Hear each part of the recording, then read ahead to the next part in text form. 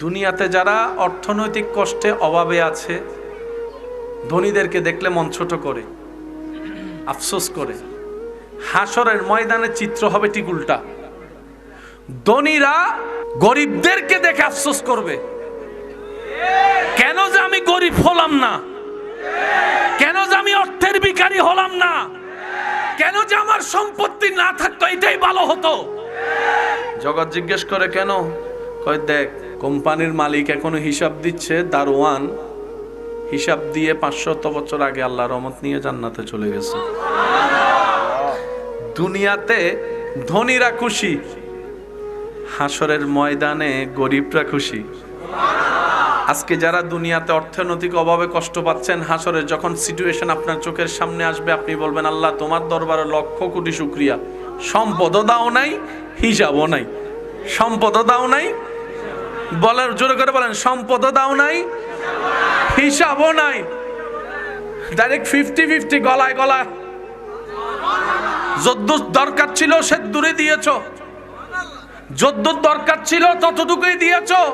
অল্প দান, অল্প হিসাব, শেষ। আর 5টা ফ্যাক্টরির মালিক। আর হাসরের ময়দান এত ভয়ানক কঠিন হবে, কষ্টের মাত্রা এমন পর্যায়ে পৌঁছাবে, মানুষ ভাববে জাহান্নাম হইলে জাহান্নাম অন্তত হাসর থেকে আগে বাচ্চা লই। এইরকম কঠিন হবে হাসর। সেদিন আল্লাহ জিজ্ঞেস করবে, কিরে গরিব, মন ছোট করছিলে না দুনিয়ায়, এখন কি মনে করস? গরিবটা সেদিন রবের দরবারে সিজদায় পড়ে বলবে, আল্লাহ তোমার দরবারে লক্ষ কোটি শুকরিয়া, তখন বুঝি নাই, এখন বুঝছি তুমি কত দয়া করছো, কত দয়া করছো, কত দয়া করছো। কবরস্থানের পাশ দিয়ে হেঁটে গেলে, কবর চোখে পড়লে, সেই দৃশ্যটাই যেন মনের মধ্যে বারবার উকি দেয়। আজকে তুমি দেখছো অন্যকে মাটির নিচে কবরে শুয়ে আছে, একদিন তোমার কবরটাও এইভাবে দুনিয়ার মানুষ দেখবে, তুমি কবরে শুয়ে থাকবে। মৃত্যু এমন একটা শক্তিশালী সত্য জিনিস, মৃত্যুকে যদি আপনি আমি সত্যিকার ভাবে বুঝতে পারি, পৃথিবীর 90% জামিলা, আমি বলবো না আপনারা বলেন, 90% ঝামেলা মানুষের ভিতর দ্বন্দ্ব শেষ হয়ে যাবে। পৃথিবীর কত বড় বড় সুপারস্টার, তারকা, যাদের জন্য লক্ষ লক্ষ মানুষ পাগল থাকতো, তারা মৃত্যুবরণ করার পরে তাদের কবরের পাশেও কেউ যায় না। পৃথিবীর কত বড় বড় বাদশা, যাদের নাম শুনলে মানুষ থরথর করে কাঁপত, আজকে তাদের কবরের পাশে গিয়ে মানুষ দুষ্টামি করে, এমন হাজারো রেকর্ড আছে। মৃত্যু বড় ভয়ানক। তবে যে হতে পারে রবের প্রেমিক, মৃত্যু তার জন্য হয় আনন্দ। যে হতে পারে রবের প্রেমিক, তার জন্য মৃত্যুটা হয় ঈদের দিন। যে হতে পারে রবের প্রেমিক, রবের প্রিয় বান্দা, তার জন্য কবরটা হয় একটা আনন্দময় ঘর। যে হতে পারে রবের প্রেমিক, যার হৃদয় নূরের আলোয় আলোকিত, ঈমানের শক্তিতে বলিয়ান, কবর হাসর সমস্ত বাধা সে রবের রহমত দিয়ে পার হয়ে যাবে হাসি মুখে। এমনকি চোখের পলকে রবের রহমতে পুলসিরাত পার হয়ে জান্নাতে প্রবেশ করবে। মৃত্যু ভয়ানক, কোনো সন্দেহ নেই, কিন্তু মৃত্যু তাকে ভয় দেখাতে পারে না যে রবের প্রেম সাগরে নিজেকে ডুবুরি বানিয়েছে।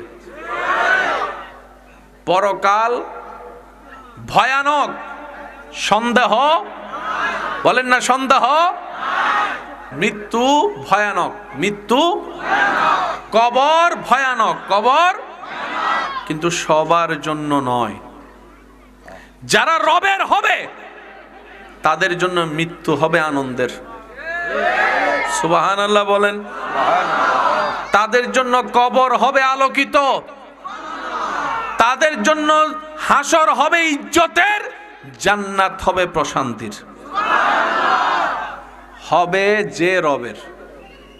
ফাইনাল। কে কি নাম নির্দিষ্ট নেই। এবার যদি প্রশ্ন করেন সফলকে ব্যর্থকে, পাস কে করলো ফেল কে করলো, মনে রাখবেন গোল্ডেন এ প্লাস পানেওয়ালা আসল পাস নয়, A-B পানেওয়ালা ফেল নয়। আসল সফলতা তার জন্য যে আপন রবকে খুশি করে কবরে যেতে পেরেছে, সেই সবচাইতে সফল হয়েছে। ডান হাত তুলে দেখাই বলেন ঠিক কিনা। আসল সফল সে। আর যে রবকে খুশি করতে পারে নাই, সে পৃথিবীতে গোল্ডেন এ প্লাস পাইও ফেল। বলেন না, সে গোল্ডেন এ প্লাস পাইও আর পরীক্ষার খাতায় যে বি পাই নাই, কিন্তু রবের প্রিয় বান্দা হিসেবে গোল্ডেন এ প্লাস পাইছে।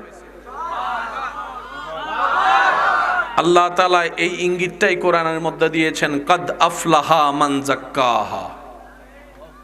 বান্দা, সফলতাকে মনে করিও না যে ভালো কোম্পানিতে চাকরি পেয়েছে। আমি বলতে থাকবো, আপনারা শুধু মিলাবেন। গণিতের মতো অঙ্ক মিললে নিবেন, না মিললে নেওয়ার দরকার নেই। রব বলে, বান্দা, ভালো কোম্পানিতে কাউকে চাকরি পেতে দেখলে সফলতার উচ্চ শিখরে পৌঁছাই গিয়েছে, এই কল্পনা করে তুমি ব্যর্থ হিসেবে মন ছোট করিও না। রব বলে, বান্দা, ও আমার বান্দা, কাউকে যদি ছোট্ট একটা দোকান থেকে বড় একটা শপিং মলের মতো মালিক হতে দেখে সফলতার উচ্চ শিখরে তাকে আসীন বানিয়ে তুমি সফল ভাবার চেষ্টা করিও না।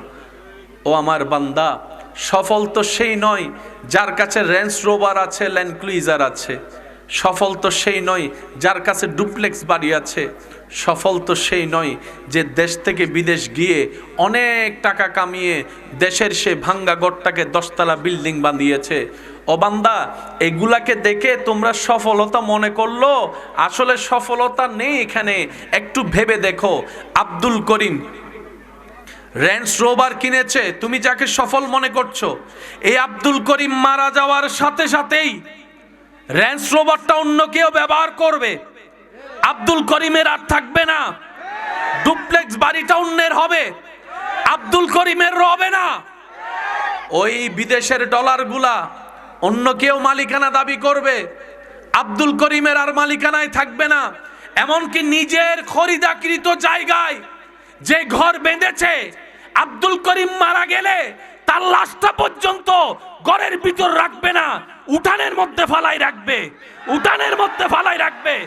তা আব্দুল করিমের তো গাড়িও রইল না, বাড়িও রইল না, ডলারও রইল না, জমিনও রইল না। তা আব্দুল করিমের কি আছে? রব বলে, এটাই তো বুঝাতে চাই, যার কাছে ঈমান আছে, নেক আমলের পাহাড় আছে, আদব আছে, ভদ্রতা আছে, ঈমান আছে, মহব্বত আছে, সুন্দর একটা বড় মন আছে, পবিত্র চিন্তা আছে, সেই হচ্ছে দুনিয়া আখিরাতের সফল।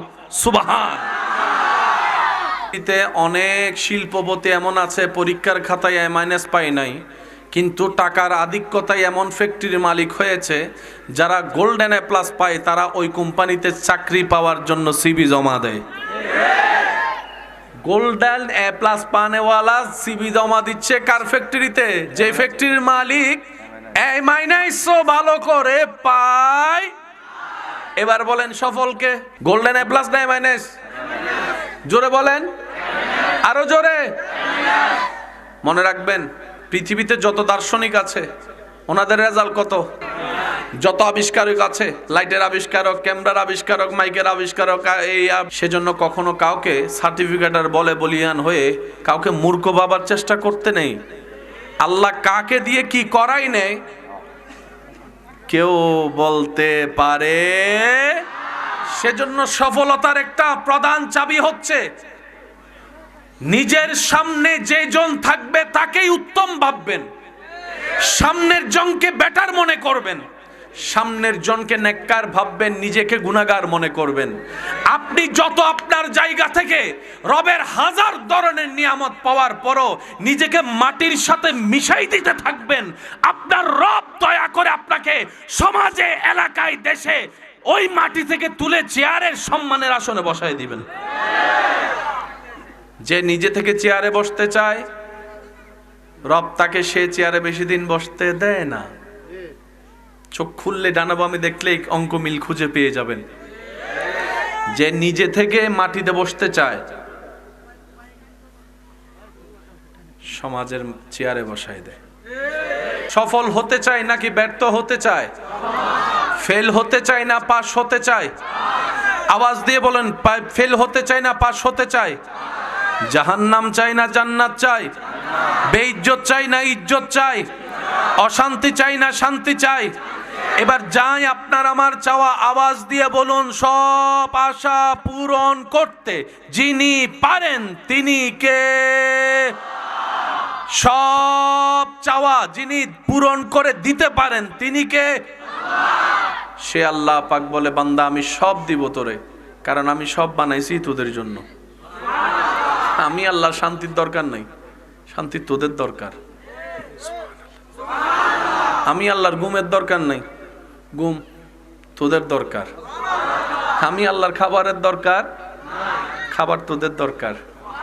তো তোদের যা দরকার সব আমার কাছে আছে, আমি রব দিতে রাজি, তবে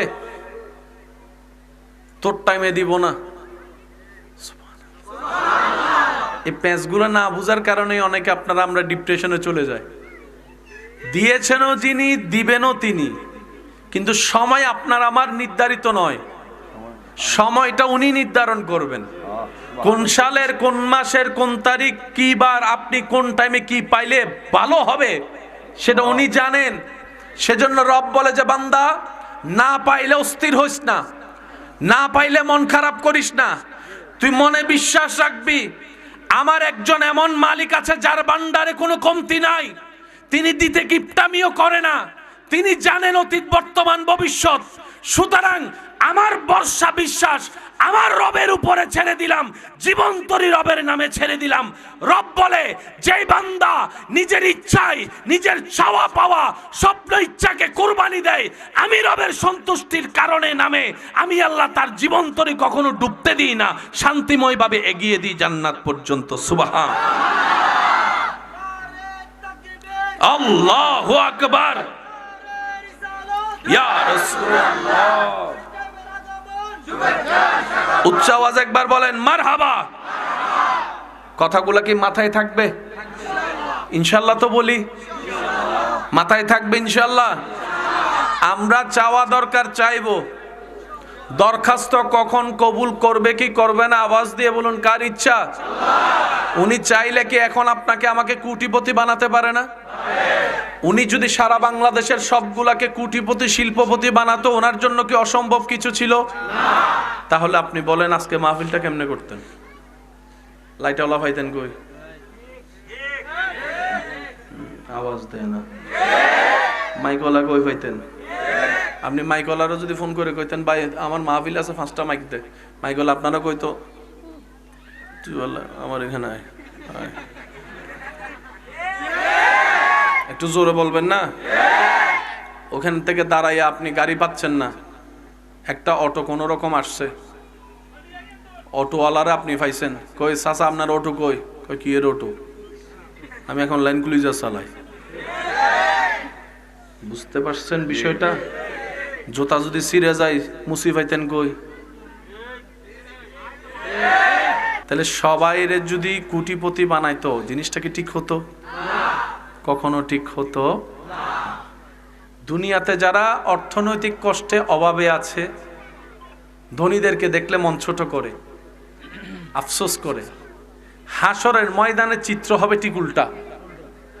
ধনীরা গরিবদেরকে দেখে আফসোস করবে, কেন যে আমি গরিব হলাম না, কেন যে আমি অর্থের ভিখারি হলাম না, কেন যে আমার সম্পত্তি না থাকতো, এটাই ভালো হতো।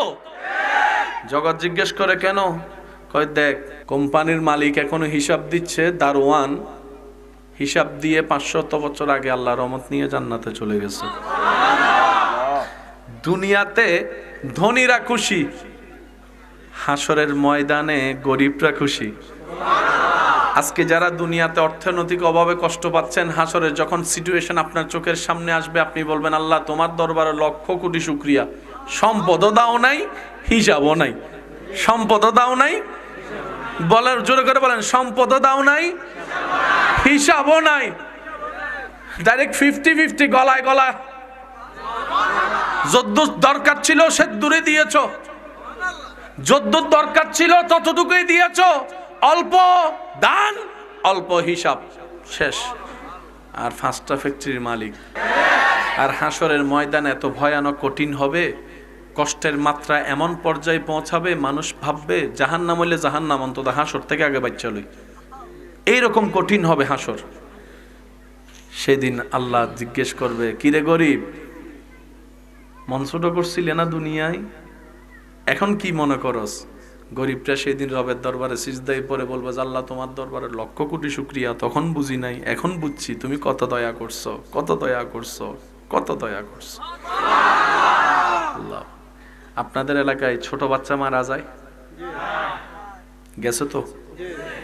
মায়ের পেটে দুনিয়াতে আসার পরে একদিন পরে, এক সপ্তাহ পরে, এক মাস পরে, 2 মাস পরে বাচ্চা মারা গেছে না? তখন আমাদের সমাজে একটা কথা বলে, আল্লাহ তুমি দিলাও কেন? হায় রে আফসোস, হায় রে আফসোস। অনেকে তো আল্লাহকে আল্লাহর সাথে রাগারাগিও করে। দিলা তো দিলা, 7 বছর পরে তাও আবার নিয়ে গেলা। রব বলে যে আমার চাইতে ভালো তুমি জানো না, বুঝবা না। এবার পুরা কাহিনীটা বুঝেন।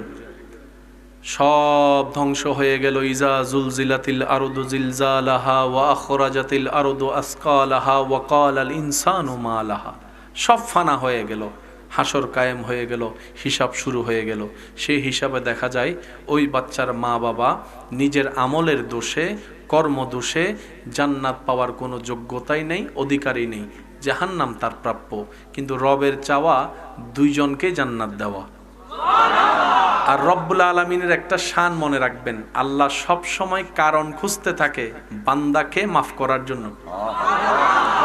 আজীবন মাথায় রাখবেন, আজীবন আল্লাহ সবসময় কারণ খুঁজে, বান্দা কিছু একটা কর, অল্প কইরা কর, আমার জন্য কর, যে একটা দেখে আমি যেন খুশি হইয়া তোর সারা জীবনের গুনাহ মাফ করে দিতে পারি, মাফ করে দিতে পারি। আল্লাহ চাই প্রত্যেকটা বান্দা জান্নাতে যাক। এবার সেই মা বাবা আল্লাহর আহকামুল হাকিমিনের বিচারে গুনার পাল্লা ভারী হয়ে জাহান্নামের দিকে রায় হয়ে যাবে। আল্লাহ রায় দিয়ে দিবে, জাহান্নামের মধ্যে ফেরেশতারা টেনে টেনে নিয়ে যাবে। যেই মুহূর্তে জাহান্নামের দরজার কাছাকাছি যাবে, আরেকজন ফেরেশতা এসে বলবে, ওনাদেরকে জাহান্নামে দিও না, রায় চেঞ্জ হয়ে গিয়েছে, ওনাদেরকে জান্নাতের রাস্তা দেখিয়ে দাও। এবার সেই মা বাবা ভাবতে থাকবে, আমরা তো জান্নাত পাওয়া তো দূরের কথা, জান্নাতের ঘ্রাণ পাওয়ারও যোগ্যতা আমাদের নাই, সেটা তো আমরা জানি। জাহান্নাম আমরা পাওয়ার উপযুক্ত, জান্নাত পেলাম তো পেলাম কিভাবে? ফেরেশতা বলে যে আমি এত কিছু জানি না, সুপ্রিম কোর্ট থেকে অর্ডার আসছে তোমাদেরকে জান্নাতে দরজা নিয়ে যেতে। এবার সেই মা বাবা বড় চিন্তিত মন নিয়ে অবাক হয়ে জান্নাতের দরজায় যখন যাবে, দেখবে ছোট্ট একটা, কিরে কে তুই? মা, মা চিনো নাই? কে? ওই 3 দিনে মারা গেছিলাম যে। আরো জোরে। তুই এখানে? তোমাদেরকে আজকে কঠিন মুসিবতে বাঁচানোর জন্যই তো রহমান আমি গুনাহ করার আগে এই দুনিয়া থেকে আমাকে নিয়ে আসছে, যেন আজকের দিনে জান্নাতের দরজায় দাঁড়িয়ে তোমাদের পক্ষে সুপারিশ করতে পারি। সে মা বাবা তখন রবের দরবারে সিজদে গিয়ে বলবে, আল্লাহ যাই করছো তুমি ভালো করছো, যা করছো তুমি। যাদেরকে খাওয়াইয়া দাওয়াইয়া বড় করছি, সে ছেলে মেয়ে খবর নেয় নাই, যেটা 3 দিনে মারা যায় কবরে আসছে, আজকে সেই উপকারে আসলো। সেজন্য মনে রাখবেন, আল্লাহ যখন যা করেন বান্দার ভালোর জন্যই করেন। এখানে বিন্দু পরিমাণ ভাবার, টেনশন করার কোনো দরকার নেই। আল্লাহ যা করেন, যখন যা করেন, যেভাবে করেন বান্দার কল্যাণের জন্য করেন, ভালোর জন্য করেন। কিন্তু সেই ভালোটা বুঝার মতো জ্ঞান ক্যাপাসিটি আপনার আমার কারো নেই। সেজন্য মনে রাখবেন, মুসলমান তো আমরা, অন্যদের মতো ভাবলে তো হবে না, অন্যদের মতো চিন্তা করলে তো আমাদেরকে মানাবে না। তা আমরা কি করব? আমরা শুধু এতটুকু বলবো, আমাদের একজন রব আছে, হাসবুনাল্লাহ, হাসবুনাল্লাহ, হাসবুনাল্লাহ। আল্লাহ যা দিয়ে খুশি, আমি বান্দা সেটা পেয়ে খুশি। আল্লাহ যেভাবে করে খুশি, আমি বান্দা সেভাবে থেকে খুশি। আর টেনশন করোনাকালীনের সময় আপনারা জিন্দা ছিলেন তো? সারা বিশ্ব লকডাউন, বলেন সারা বিশ্ব। এবার আমি বলবো, আপনারা একটু আওয়াজ দিয়ে দিয়ে বলবেন, করোনাকালীন সে কঠিন পরিস্থিতি যখন পার হচ্ছে সারা বিশ্ব, তখন টেনশনে পড়ে গেছে, আপনরাও কিন্তু আর পাশে দাঁড়াচ্ছে না ভয়ে, কাঁদ থেকে না কাঁদ থেকে দইরা, তখন ওই মাস্ক, বন্ধু বন্ধুর সাথেও হাত মিলাতে, আর যে কেউ একটু কাছে আসলে 3 ফিট দূরে যা, কয় আয় দোস্ত একটু বুগাই, 3 ফিট দূরে যা। করোনাকালীন সময়ে লকডাউনের কারণে রাস্তাঘাট খোলা ছিল না, বন্ধ, গাড়ি, অফিস, মাদ্রাসা, আওয়াজটার একটু বড় দেন, স্কুল, কলেজ, ভার্সিটি, অফিস, আদালত, আরো জোরে, আরো জোরে, চাকরি, ইনকাম, খাবার,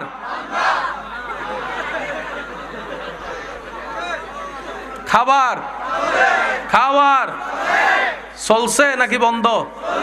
খাবার এখন মনে হয় ডেলি কয় বেলা? এখন করোনাকালীন মনে হয় 1 বেলা ছিল।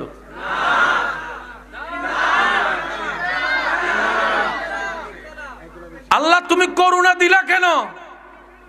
রব বলে যে যতগুলা কারণে করুণা দিয়েছি তোর মধ্যে একটা কারণ, বান্দারে তোর রিজিকের দায়িত্ব আমি তোর আত্মীয় স্বজনের হাতে দিই নাই, তোর রিজিকের জিম্মাদারি তোর আপন পরের কাছে দিই নাই, তোর রিজিকের দায়িত্ব তোর বাপ চাচা জেঠার কাছে দিই নাই, তুই বান্দার রিজিকের দায়িত্ব আমি আল্লাহ নিয়েছি। করোনাকালীন সব বন্ধ, খাবার বন্ধ ছিল না, কারণ রাজ্জাক আমি আল্লাহ ছিলাম, আমি রিজিক দিয়েছিলাম। আল্লাহু আকবার। তার ভাইরা বলেন, খাবারের জন্য বাজারে যাওয়ার দরকার আছে না? বাজার করার জন্য টাকার দরকার, টাকার জন্য চাকরি ব্যবসা কাজের দরকার, কাজ করার জন্য পরিবেশের দরকার। করোনাকালীন তো সব বন্ধ, ইনকামও বন্ধ, খাবার বন্ধ।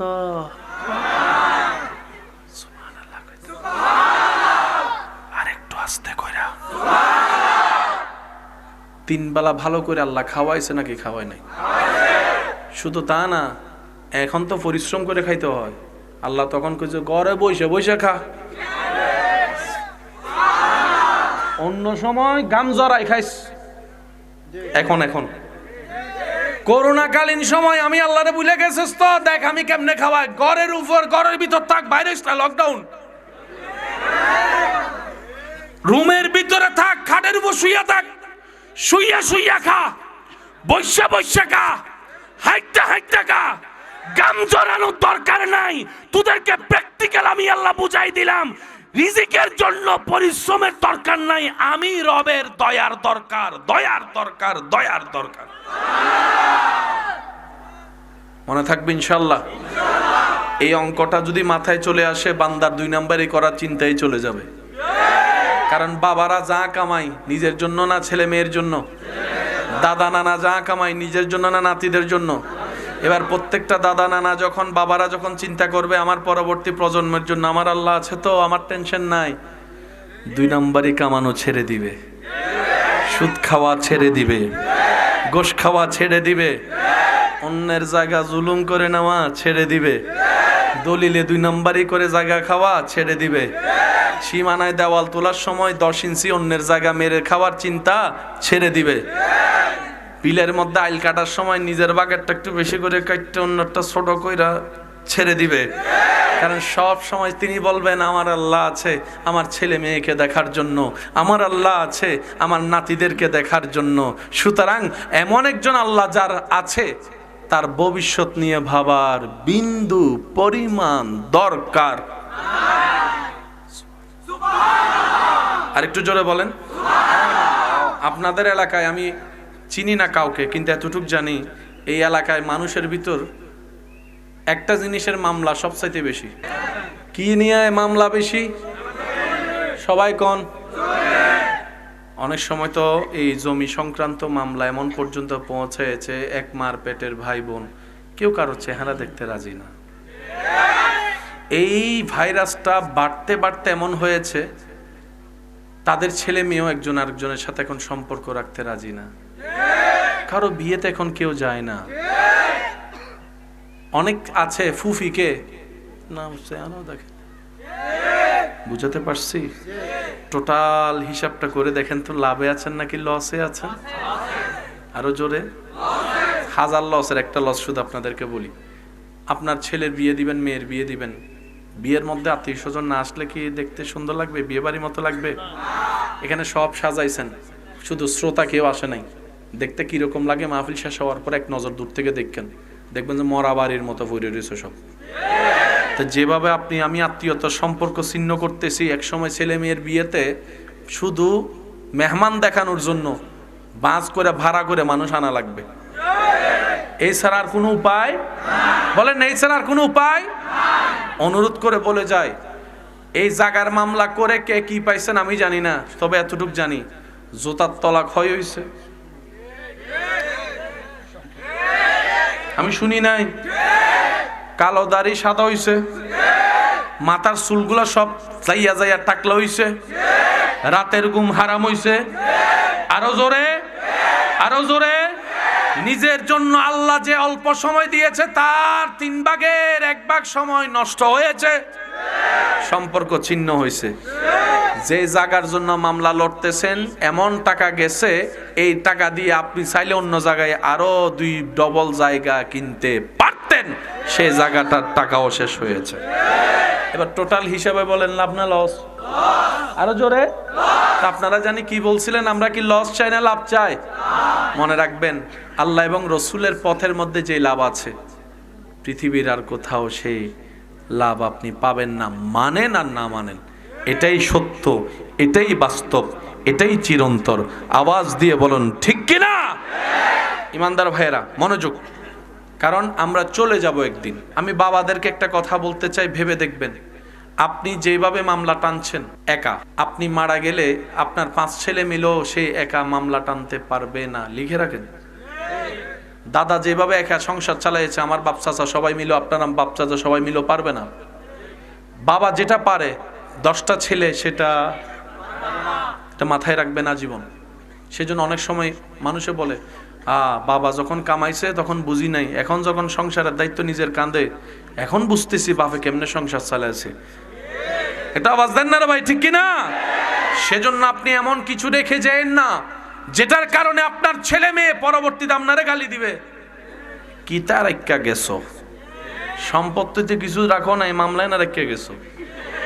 তো মামলা যদি দিতে হয় আবদার করে বলবো, সবাইকে না, যে 2-1 জন আমাকে ভালোবাসেন তাদেরকে আবদার করে বলছি, মামলা যদি দিতে হয় বান্দা হিসেবে রবের দরবারে মামলা দেন।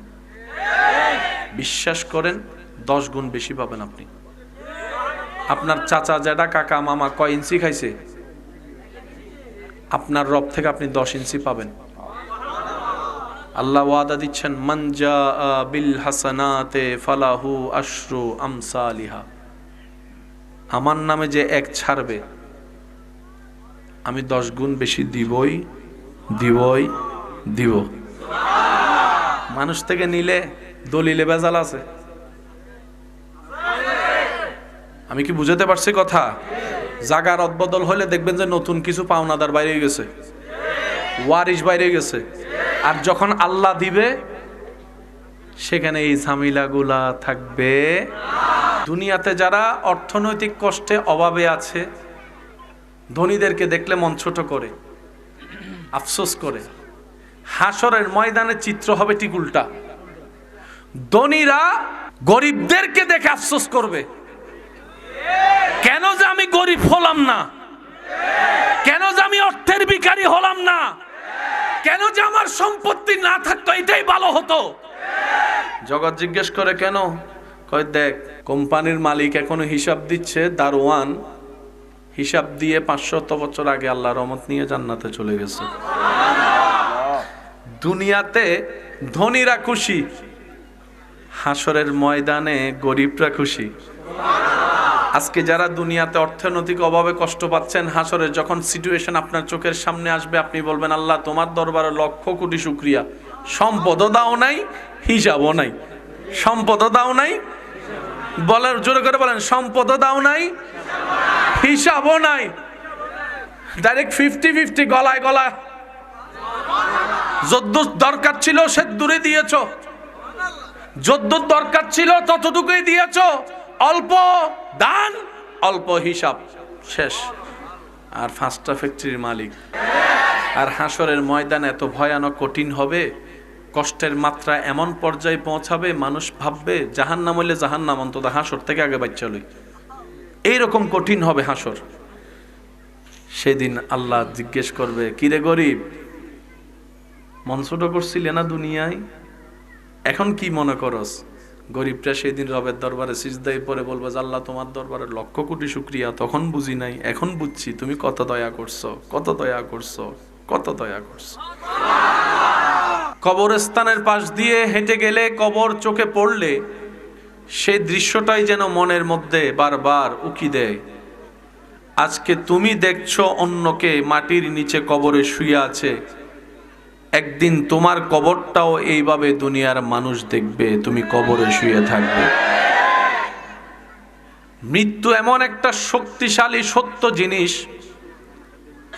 মৃত্যুকে যদি আপনি আমি সত্যিকার ভাবে বুঝতে পারি, পৃথিবীর 90% জামিলা, আমি বলবো না আপনারা বলেন, 90% ঝামেলা মানুষের ভিতর দ্বন্দ্ব শেষ হয়ে যাবে। পৃথিবীর কত বড় বড় সুপারস্টার, তারকা, যাদের জন্য লক্ষ লক্ষ মানুষ পাগল থাকতো, তারা মৃত্যুবরণ করার পরে তাদের কবরের পাশেও কেউ যায় না। পৃথিবীর কত বড় বড় বাদশা, যাদের নাম শুনলে মানুষ থরথর করে কাঁপত, আজকে তাদের কবরের পাশে গিয়ে মানুষ দুষ্টামি করে, এমন হাজারো রেকর্ড আছে। মৃত্যু বড় ভয়ানক। তবে যে হতে পারে রবের প্রেমিক, মৃত্যু তার জন্য হয় আনন্দ। যে হতে পারে রবের প্রেমিক, তার জন্য মৃত্যুটা হয় ঈদের দিন। যে হতে পারে রবের প্রেমিক, রবের প্রিয় বান্দা, তার জন্য কবরটা হয় একটা আনন্দময় ঘর। যে হতে পারে রবের প্রেমিক, যার হৃদয় নূরের আলোয় আলোকিত, ঈমানের শক্তিতে বলিয়ান, কবর হাসর সমস্ত বাধা সে রবের রহমত দিয়ে পার হয়ে যাবে হাসি মুখে। এমনকি চোখের পলকে রবের রহমতে পুলসিরাত পার হয়ে জান্নাতে প্রবেশ করবে।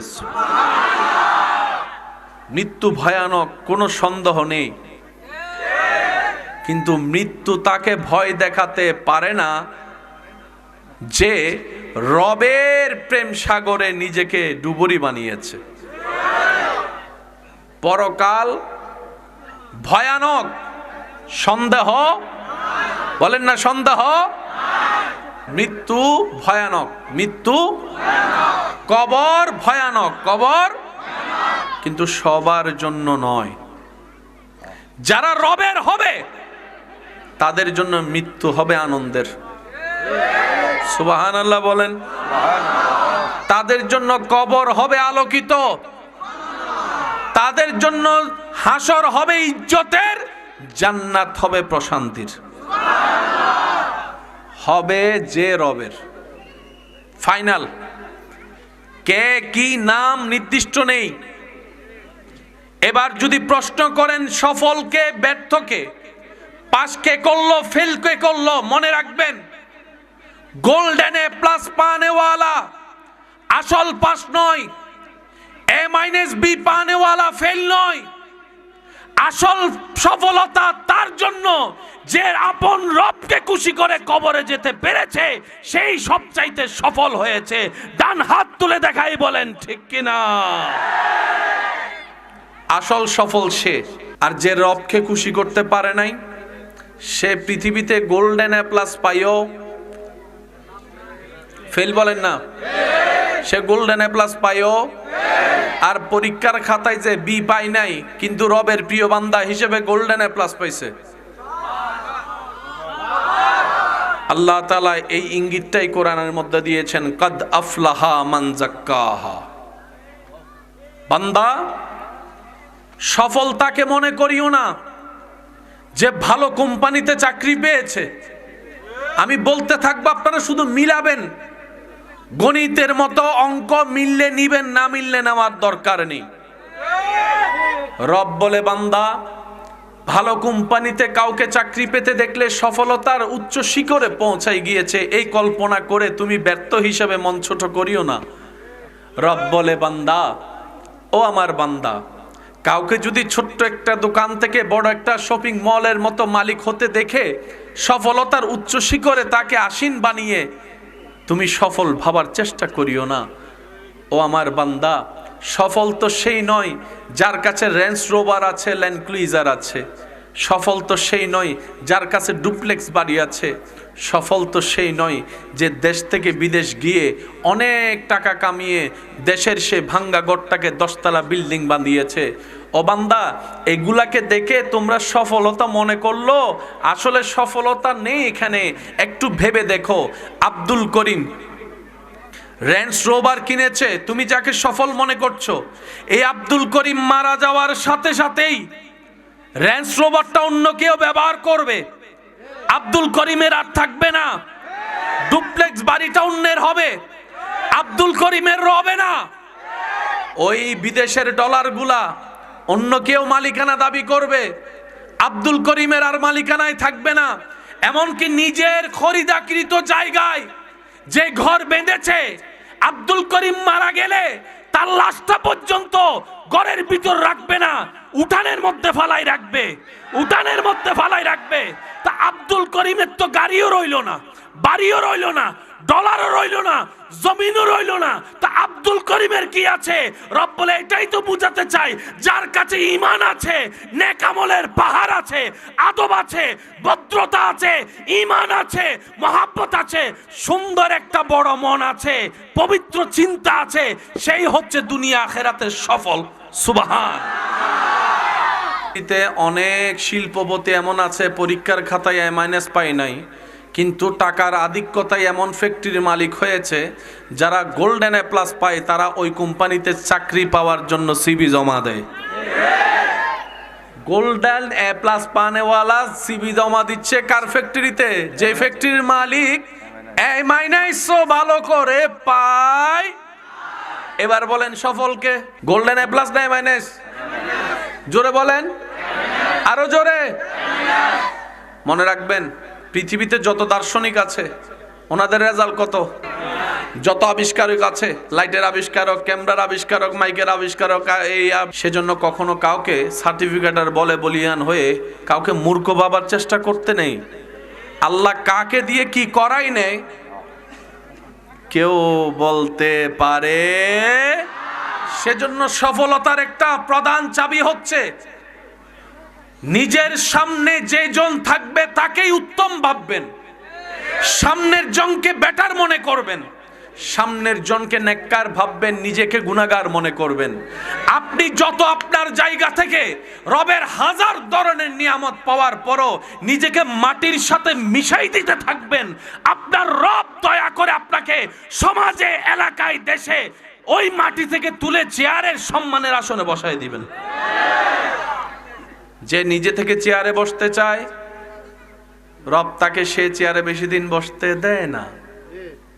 চোখ খুললে ডানা বামে দেখলেই অঙ্ক মিল খুঁজে পেয়ে যাবেন। যে নিজে থেকে মাটিতে বসতে চায়, সমাজের চেয়ারে বসাই দেয়।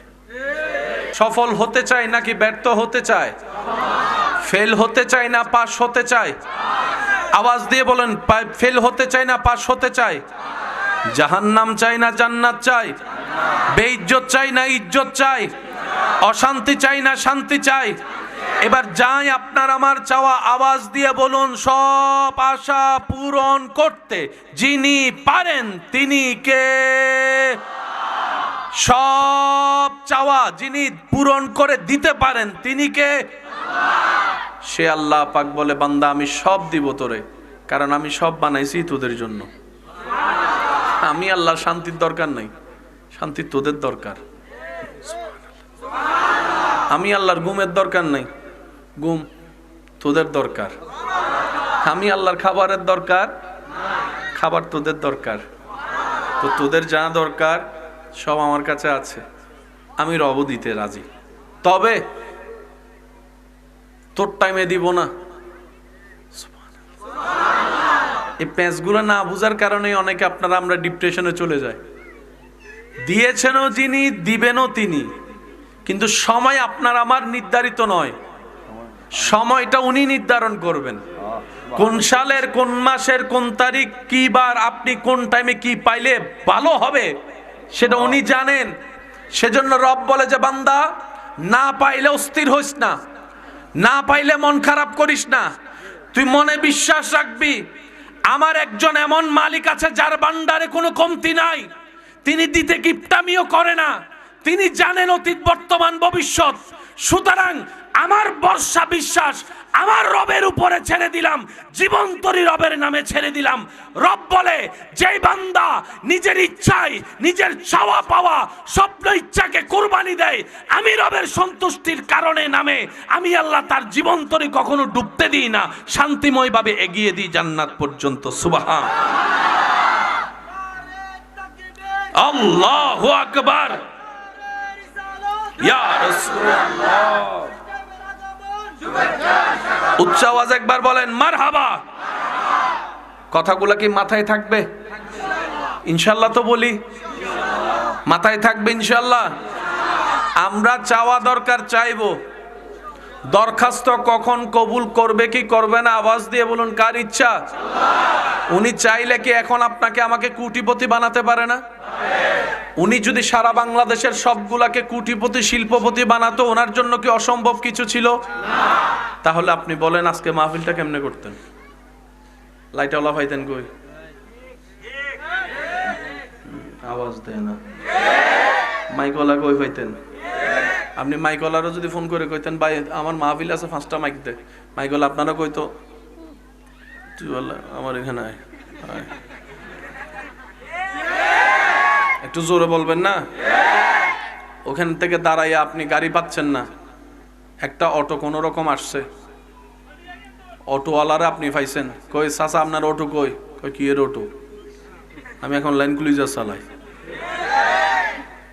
বুঝতে পারছেন বিষয়টা? জোতা যদি ছিঁড়ে যায় মুসি পাইতেন কই?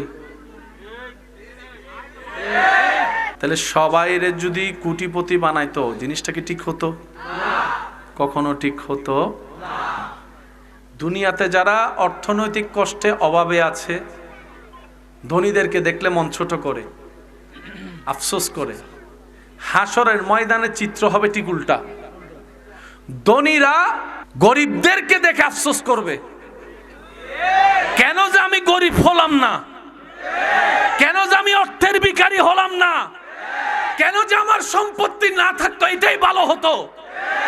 জগৎ জিজ্ঞেস করে কেন? কয় দেখ কোম্পানির মালিক এখনো হিসাব দিচ্ছে, দারোয়ান হিসাব দিয়ে 500 বছর আগে আল্লাহর রহমত নিয়ে জান্নাতে চলে গেছে। দুনিয়াতে ধনীরা খুশি, হাসরের ময়দানে গরিবরা খুশি। আজকে যারা দুনিয়াতে অর্থনৈতিক অভাবে কষ্ট পাচ্ছেন, হাসরে যখন সিচুয়েশন আপনার চোখের সামনে আসবে আপনি বলবেন আল্লাহ তোমার দরবারে লক্ষ কোটি শুকরিয়া, সম্পদও দাও নাই হিসাবও নাই, সম্পদও দাও নাই, বলেন জোরে করে বলেন সম্পদও দাও নাই হিসাবও নাই, ডাইরেক্ট 50-50 গলায় গলা। যদ্দূর দরকার ছিল সে দূরে দিয়েছো, যদ্দূর দরকার ছিল ততটুকুই দিয়েছো। অল্প দান অল্প হিসাব, শেষ। আর 5টা ফ্যাক্টরির মালিক। আর হাসরের ময়দান এত ভয়ানক কঠিন হবে, কষ্টের মাত্রা এমন পর্যায়ে পৌঁছাবে মানুষ ভাববে জাহান্নাম হইলে জাহান্নাম অন্তত হাসর থেকে আগে বাচ্চা লই, এইরকম কঠিন হবে হাসর। সেদিন আল্লাহ জিজ্ঞেস করবে কিরে গরিব, মন ছোট করছিলে না দুনিয়ায়, এখন কি মনে করস? গরিবটা সেদিন রবের দরবারে সিজদায় পড়ে বলবে আল্লাহ তোমার দরবারে লক্ষ কোটি শুকরিয়া, তখন বুঝি নাই এখন বুঝছি তুমি কত দয়া করছো, কত দয়া করছো, কত দয়া করছো। আল্লাহ, আপনাদের এলাকায় ছোট বাচ্চা মারা যায়? গেছে তো? মায়ের পেটে দুনিয়াতে আসার পরে একদিন পরে, এক সপ্তাহ পরে, এক মাস পরে, 2 মাস পরে বাচ্চা মারা গেছে না? তখন আমাদের সমাজে একটা কথা বলে, আল্লাহ তুমি দিলাও কেন? হায় রে আফসোস, হায় রে আফসোস। অনেকে তো আল্লাহকে আল্লাহর সাথে রাগারাগিও করে। দিলা তো দিলা, 7 বছর পরে তাও আবার নিয়ে গেলা। রব বলে যে আমার চাইতে ভালো তুমি জানো না, বুঝবা না। এবার পুরা কাহিনীটা বুঝেন। সব ধ্বংস হয়ে গেল। ইজা জুলজিলাতিল আরদু জিলজালাহা ওয়া আখরাজাতিল আরদু আসকালাহা ওয়া ক্বালাল ইনসানু মা লাহা। সব ফানা হয়ে গেল, হাসর কায়েম হয়ে গেল, হিসাব শুরু হয়ে গেল। সেই হিসাবে দেখা যায় ওই বাচ্চার মা বাবা নিজের আমলের দোষে, কর্ম দোষে জান্নাত পাওয়ার কোনো যোগ্যতাই নেই, অধিকারই নেই। জাহান্নাম তার প্রাপ্য। কিন্তু রবের চাওয়া 2 জনকে জান্নাত দেওয়া। আর রব্বুল আলামিনের একটা শান মনে রাখবেন, আল্লাহ সব সময় কারণ খুঁজতে থাকে বান্দাকে মাফ করার জন্য। আজীবন মাথায় রাখবেন, আজীবন আল্লাহ সব সময় কারণ খুঁজে, বান্দা কিছু একটা কর, অল্প কইরা কর, আমার জন্য কর, যে একটা দেখে আমি যেন খুশি হইয়া তোর সারা জীবনের গুনাহ মাফ করে দিতে পারি, মাফ করে দিতে পারি। আল্লাহ চাই প্রত্যেকটা বান্দা জান্নাতে যাক। এবার সেই মা বাবা আল্লাহর আহকামুল হাকিমিনের বিচারে গুনার পাল্লা ভারী হয়ে জাহান্নামের দিকে রায় হয়ে যাবে। আল্লাহ রায় দিয়ে দিবে, জাহান্নামের মধ্যে ফেরেশতারা টেনে টেনে নিয়ে যাবে। যেই মুহূর্তে জাহান্নামের দরজার কাছাকাছি যাবে, আরেকজন ফেরেশতা এসে বলবে ওনাদেরকে জাহান্নামে দিও না, রায় চেঞ্জ হয়ে গিয়েছে, ওনাদেরকে জান্নাতের রাস্তা দেখিয়ে দাও। এবার সেই মা বাবা ভাবতে থাকবে, আমরা তো জান্নাত পাওয়া তো দূরের কথা, জান্নাতের ঘ্রাণ পাওয়ারও যোগ্যতা আমাদের নাই, সেটা তো আমরা জানি। জাহান্নাম আমরা পাওয়ার উপযুক্ত, জান্নাত পেলাম তো পেলাম কিভাবে? ফেরেশতা বলে যে আমি এত কিছু জানি না, সুপ্রিম কোর্ট থেকে অর্ডার আসছে তোমাদেরকে জান্নাতে দরজা নিয়ে যেতে। এবার সেই মা বাবা বড় চিন্তিত মন নিয়ে অবাক হয়ে জান্নাতের দরজায় যখন যাবে, দেখবে ছোট্ট একটা, কিরে কে তুই? মা, মা চিনো নাই? কে? ওই 3 দিনে মারা গেছিলাম যে। আরো জোরে। তুই এখানে? তোমাদেরকে আজকে কঠিন মুসিবতে বাঁচানোর জন্যই তো রহমান আমি গুনাহ করার আগে এই দুনিয়া থেকে আমাকে নিয়ে আসছে, যেন আজকের দিনে জান্নাতের দরজায় দাঁড়িয়ে তোমাদের পক্ষে সুপারিশ করতে পারি। সে মা বাবা তখন রবের দরবারে সিজদে গিয়ে বলবে, আল্লাহ যাই করছো তুমি ভালো করছো, যা করছো তুমি। যাদেরকে খাওয়াইয়া দাওয়াইয়া বড় করছি, সে ছেলে মেয়ে খবর নেয় নাই, যেটা 3 দিনে মারা যায় কবরে আসছে, আজকে সেই উপকারে আসলো। সেজন্য মনে রাখবেন, আল্লাহ যখন যা করেন বান্দার ভালোর জন্যই করেন। এখানে বিন্দু পরিমাণ ভাবার, টেনশন করার কোনো দরকার নেই। আল্লাহ যা করেন, যখন যা করেন, যেভাবে করেন বান্দার কল্যাণের জন্য করেন, ভালোর জন্য করেন। কিন্তু সেই ভালোটা বুঝার মতো জ্ঞান ক্যাপাসিটি আপনার আমার কারো নেই। সেজন্য মনে রাখবেন, মুসলমান তো আমরা, অন্যদের মতো ভাবলে তো হবে না, অন্যদের মতো চিন্তা করলে তো আমাদেরকে মানাবে না। তা আমরা কি করব? আমরা শুধু এতটুকু বলবো, আমাদের একজন রব আছে, হাসবুনাল্লাহ, হাসবুনাল্লাহ, হাসবুনাল্লাহ। আল্লাহ যা দিয়ে খুশি, আমি বান্দা সেটা পেয়ে খুশি। আল্লাহ যেভাবে করে খুশি, আমি বান্দা সেভাবে থেকে খুশি। আর টেনশন নাই। করোনাকালীনের সময় আপনারা জিন্দা ছিলেন তো? সারা বিশ্ব লকডাউন, বলেন সারা বিশ্ব লকডাউন। এবার আমি বলবো, আপনারা একটু আওয়াজ দিয়ে দিয়ে বলবেন, করোনাকালীন সে কঠিন পরিস্থিতি যখন পার হচ্ছে সারা বিশ্ব, তখন টেনশনে পড়ে গেছে। আপনরাও কিন্তু আর পাশে দাঁড়াচ্ছে না ভয়ে, কাঁদ থেকে না কাঁদ থেকে দইরা। তখন ওই মাস্ক, বন্ধু বন্ধুর সাথেও হাত মিলাতে, আর যে কেউ একটু কাছে আসলে 3 ফিট দূরে যা, আয় দোস্ত একটু বুগাই, 3 ফিট দূরে যা। করোনাকালীন সময়ে লকডাউনের কারণে রাস্তাঘাট খোলা ছিল না, বন্ধ, গাড়ি, অফিস, মাদ্রাসা, আওয়াজটার একটু বড় দেন। স্কুল, কলেজ, ভার্সিটি, অফিস, আদালত, আরো জোরে, আরো জোরে, চাকরি, ইনকাম, খাবার,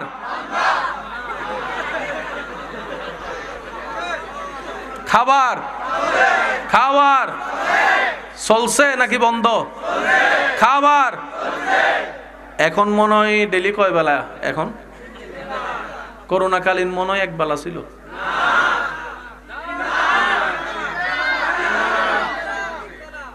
আল্লাহ তুমি করুণা দিলা কেন? রব বলে যে যতগুলা কারণে করুণা দিয়েছি তোর মধ্যে একটা কারণ, বান্দারে তোর রিজিকের দায়িত্ব আমি তোর আত্মীয় স্বজনের হাতে দিই নাই, তোর রিজিকের জিম্মাদারি তোর আপন পরের কাছে দিই নাই, তোর রিজিকের দায়িত্ব তোর বাপ চাচা জেঠার কাছে দিই নাই। তুই বান্দার রিজিকের দায়িত্ব আমি আল্লাহ নিয়েছি। করোনাকালীন সব বন্ধ, খাবার বন্ধ ছিল না, কারণ রাজ্জাক আমি আল্লাহ ছিলাম, আমি রিজিক দিয়েছিলাম। আল্লাহু আকবার। তার ভাইরা বলেন, খাবারের জন্য বাজারে যাওয়ার দরকার আছে না? বাজার করার জন্য টাকার দরকার, টাকার জন্য চাকরি ব্যবসা কাজের দরকার, কাজ করার জন্য পরিবেশের দরকার। করোনাকালীন তো সব বন্ধ, ইনকামও বন্ধ, খাবার বন্ধ।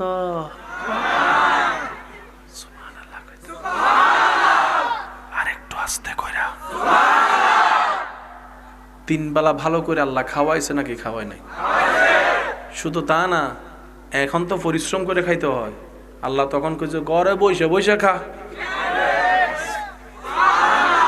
অন্য সময় গাম জড়াই খাইস, এখন করোনাকালীন সময় আমি আল্লাহরে ভুলে গেছিস তো, দেখ আমি কেমনে খাওয়াই। ঘরের উপর, ঘরের ভিতর থাক, বাইরে লকডাউন। রুমের ভিতরে থাক, খাটের উপর শুইয়া থাক, শুইয়া শুইয়া খা, বইসা বইসা খা, হাইটা হাইটা খা। গাম জড়ানোর দরকার নাই। তোদেরকে প্র্যাকটিক্যাল আমি আল্লাহ বুঝাই দিলাম। রিজিকের জন্য পরিশ্রমের দরকার নাই, আমি রবের দয়ার দরকার, দয়ার দরকার, দয়ার দরকার। মনে থাকবে ইনশাআল্লাহ। এই অঙ্কটা যদি মাথায় চলে আসে, বান্দার 2 নাম্বারই করার চিন্তাই চলে যাবে। কারণ বাবারা যা কামাই নিজের জন্য না ছেলে মেয়ের জন্য, দাদা নানা যা কামাই নিজের জন্য না নাতিদের জন্য।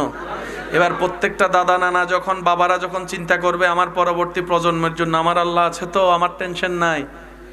2 নাম্বারই কামানো ছেড়ে দিবে, সুদ খাওয়া ছেড়ে দিবে, গোশ খাওয়া ছেড়ে দিবে, অন্যের জায়গা জুলুম করে নেওয়া ছেড়ে দিবে, দলিলে 2 নাম্বারই করে জায়গা খাওয়া ছেড়ে দিবে, সীমানায় দেওয়াল তোলার সময় 10 ইঞ্চি অন্যের জায়গা মেরে খাওয়ার চিন্তা ছেড়ে দিবে, বিলের মধ্যে আইল কাটার সময় নিজের বাগেরটা একটু বেশি করে কাটতে অন্যটা ছোট কইরা ছেড়ে দিবে। কারণ সব সময় তিনি বলবেন আমার আল্লাহ আছে আমার ছেলে মেয়েকে দেখার জন্য, আমার আল্লাহ আছে আমার নাতিদেরকে দেখার জন্য। সুতরাং এমন একজন আল্লাহ যার আছে, তার ভবিষ্যৎ নিয়ে ভাবার বিন্দু পরিমাণ দরকার। আরেকটু জোরে বলেন।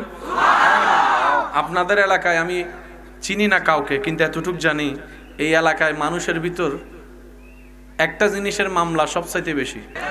কি নিয়ে মামলা বেশি? সবাই কোন? অনেক সময় তো এই জমি সংক্রান্ত মামলা এমন পর্যন্ত পৌঁছেছে, এক মার পেটের ভাই বোন কেউ কারো চেহারা দেখতে রাজি না।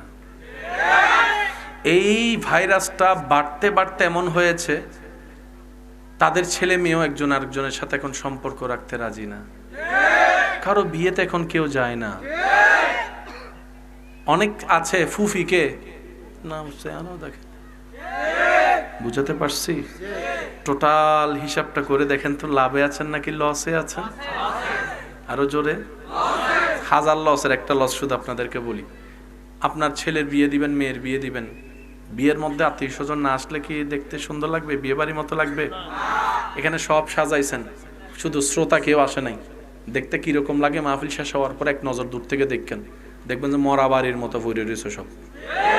তো যেভাবে আমি আত্মীয়তার সম্পর্ক ছিন্ন করতেছি, একসময় ছেলে মেয়ের বিয়েতে শুধু মেহমান দেখানোর জন্য বাস করে ভাড়া করে মানুষ আনা লাগবে। এই ছাড়া আর কোনো উপায় বলেন, এই ছাড়া আর কোনো উপায়। অনুরোধ করে বলে যায়, এই জাগার মামলা করে কে কি পাইছেন আমি জানি না, তবে এতটুক জানি জুতার তলা ক্ষয় হয়েছে। আমি শুনি নাই। কালো দাড়ি সাদা হইছে, মাথার চুলগুলা সব যাইয়া যাইয়া টাকলা হইছে, রাতের ঘুম হারাম হইছে। আরো জোরে, আরো জোরে। নিজের জন্য আল্লাহ যে অল্প সময় দিয়েছে তার 3 ভাগের 1 ভাগ সময় নষ্ট হয়েছে, সম্পর্ক ছিন্ন হয়েছে। যে জায়গার জন্য মামলা লড়তেছেন এমন টাকা গেছে, এই টাকা দিয়ে আপনি চাইলে অন্য জায়গায় আরো 2 ডবল জায়গা কিনতে পারতেন, সেই জায়গাটার টাকাও শেষ হয়েছে। এবার টোটাল হিসাবে বলেন লাভ না লস? আরো জোরে। আপনারা জানি কি বলছিলেন, আমরা কি লস চাই না লাভ চাই? মনে রাখবেন, আল্লাহ এবং রসুলের পথের মধ্যে যে লাভ আছে পৃথিবীর আর কোথাও সেই লাভ আপনি পাবেন না, মানেন আর না মানেন। এটাই সত্য, এটাই বাস্তব, এটাই চিরন্তর। আওয়াজ দিয়ে বলুন ঠিক কিনা? ইমানদার ভাইয়েরা মনোযোগ, কারণ আমরা চলে যাব একদিন। আমি বাবাদেরকে একটা কথা বলতে চাই, ভেবে দেখবেন, আপনি যেভাবে মামলা টানছেন একা, আপনি মারা গেলে আপনার 5 ছেলে মিলেও সেই একা মামলা টানতে পারবে না। লিখে রাখেন। দাদা যেভাবে একা সংসার চালাইছে, আমার বাপ চাচা সবাই মিলে, আপনার বাপ চাচা সবাই মিলেও পারবে না। বাবা যেটা পারে 10টা ছেলে সেটা মাথায় রাখবে না জীবন। সেজন্য অনেক সময় মানুষে বলে, বাবা যখন কামাইছে তখন বুঝি নাই, এখন যখন সংসারের দায়িত্ব নিজের কাঁধে, এখন বুঝতেছি বাপে কেমনে সংসার চালাইছে। এটা আওয়াজ দেন না রে ভাই, ঠিক কিনা? সেজন্য আপনি এমন কিছু রেখে যায়েন না যেটার কারণে আপনার ছেলে মেয়ে পরবর্তীতে আপনারে গালি দিবে। কি তার রেখা গেছো? সম্পত্তিতে কিছু রাখো নাই, মামলায় না রেখে গেছো। তো মামলা যদি দিতে হয় আবদার করে বলবো, সবাইকে না, যে 2-1 জন আমাকে ভালোবাসেন তাদেরকে আবদার করে বলছি, মামলা যদি দিতে হয় বান্দা হিসেবে রবের দরবারে মামলা দেন। বিশ্বাস করেন 10 গুণ বেশি পাবেন আপনি। আপনার চাচা জ্যাঠা কাকা মামা কয় ইঞ্চি খাইছে, আপনার রব থেকে আপনি 10 ইঞ্চি পাবেন।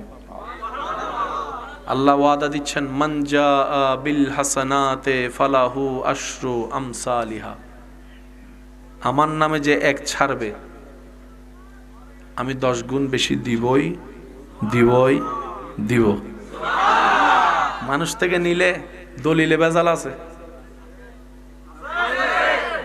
আমি কি বুঝাতে পারছি কথা? জাগার অদবদল হলে দেখবেন যে নতুন কিছু পাওনাদার বাইরে গেছে, ওয়ারিশ বাইরে গেছে। আর যখন আল্লাহ দিবে সেখানে এই ঝামেলাগুলা থাকবে।